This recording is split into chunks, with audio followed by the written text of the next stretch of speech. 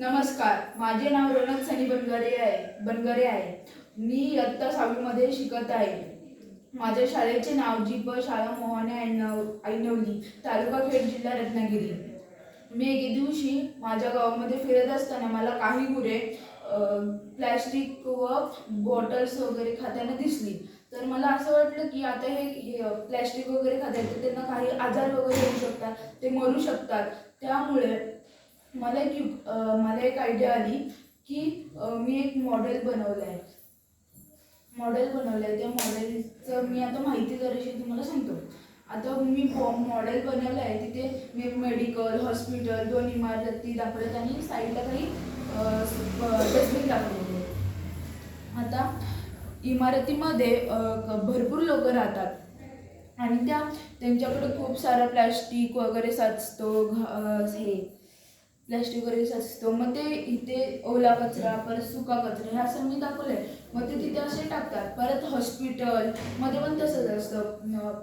सलाईनच्या bottles, injection, परत plastic गोळ्यांच्या packet, हे सर्व ते तिथे टाकतात. परत मेडिकलमध्ये पण ते तसेच करतात. प्लॅस्टिक वगैरे ते गोळ्यांचं वगैरे देतात. परत पिशवी वगैरे ते टाकतात. त्याच्यानंतर मी इथे गार्डन, पार्क दाखवलेले आहे. आता गार्डनमध्ये लोक येतात, काही खाऊ खातात, चॉकलेटं खातात, ते तिथेच तसेच टाकतात, डस्टबिनमध्ये टाकतात.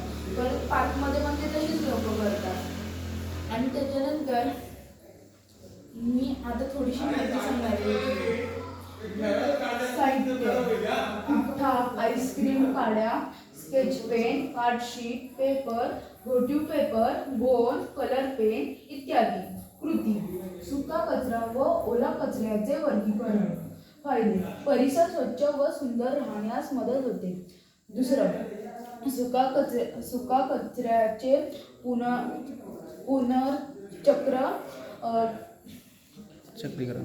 चक्रीकरण करता येते. ओला कचऱ्यापासून कंपोस्ट खत निर्मित होते.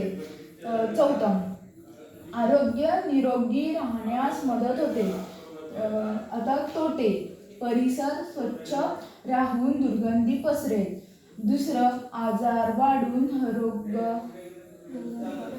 रोगराई पसरेल. तिसरं, सजीवांचे आरोग्य धोक्यात येईल. चौथं, वातावरण प्रदूषित होईल. निष्कर्ष: कचऱ्याच्या व्यवस्थापनामुळे परिसर स्वच्छ व सुंदर तसेच सजीवांचे आरोग्य निरोगी राहील. आता मी हे जे सांगितले आहे ते मॉडेल मधलं आणि सजीवांबद्दलचं ते सांगितले आहे. आणि त्याच्यात आता सजीव पण काही प्लॅस्टिक वगैरे खाऊ नाही शकणार आणि ते लोक पण प्लॅस्टिक वगैरे टाकू नाही शकणार. एवढं बोलून